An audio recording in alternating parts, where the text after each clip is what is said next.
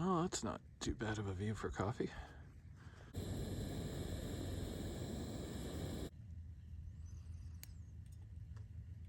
So as it turns out, the way I set up my tent last night meant that the sun came up straight through my doors. So as I've said before at length, I don't like setting up anywhere where anybody on a road can see me because I've had various bad experiences doing that. And sure enough, at 10:30 last night, I got woken up by some teenagers who were running around down there doing who knows what, and then they saw something up here and climbed up to investigate. So I'm basically camping on an area that was cleared as a fire defense line around this road. That's also a peak up there. It is within the wilderness boundary, so my permit is completely valid to camp here. A little close to the road, though. It's so much fun packing up in the wind. Got to worry about your tent blowing away as you unstake it. So I believe that would be Elsinore Peak, and probably why I have such good reception here. So that's the Wilderness Mar OHV area. Campgrounds on the far side in the trees.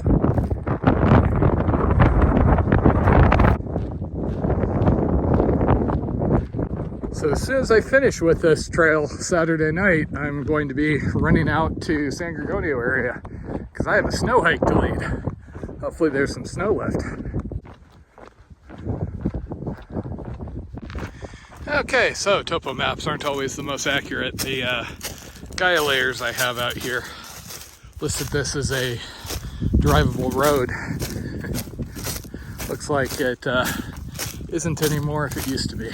So this is Morel Protero, another of these little private communities up here. So I use Gaia GPS when I'm not on a gut hook slayer. And they have a cool feature. If you pay for their Pro, which is I don't know how much a year, you get a overlay of private and public land. That would have really been useful last year on the ECT, let me tell you.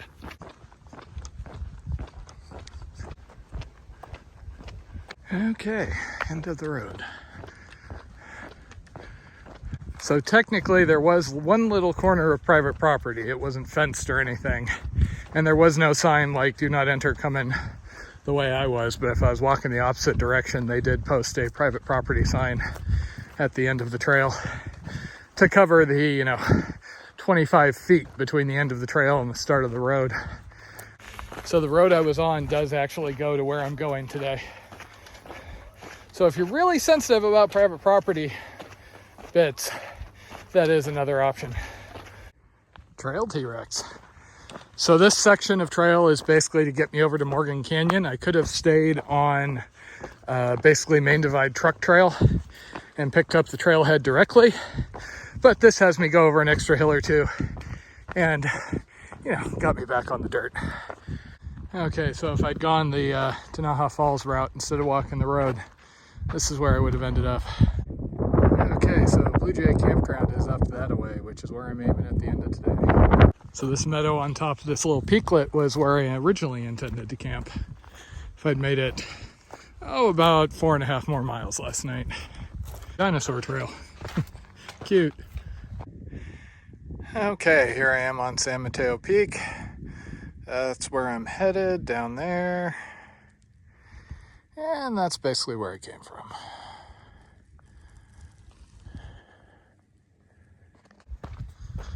So San Mateo Peak is actually on the Sierra Club Lower Peaks section list. So I was going to come out here to climb this anyway.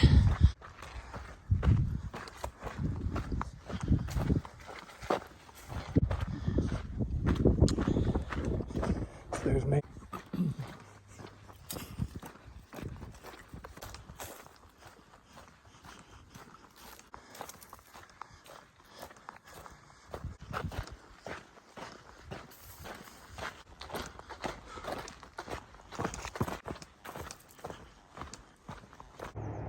So that's the famous candy store on Ortega, and then that's the Sit Peak trailhead on the left.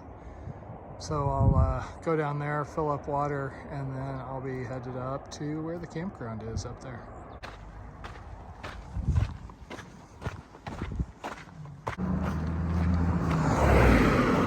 The water here tastes a little better, so I'm dumping what I have and chugging as much as I can.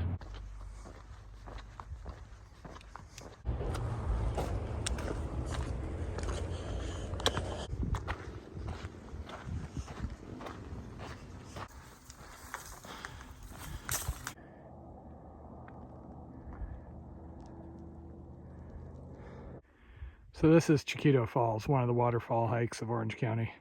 Less than impressive this time of year, obviously.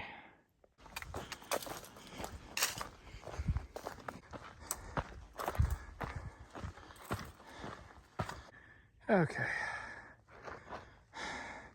Not too much farther to Blue Jay Campground.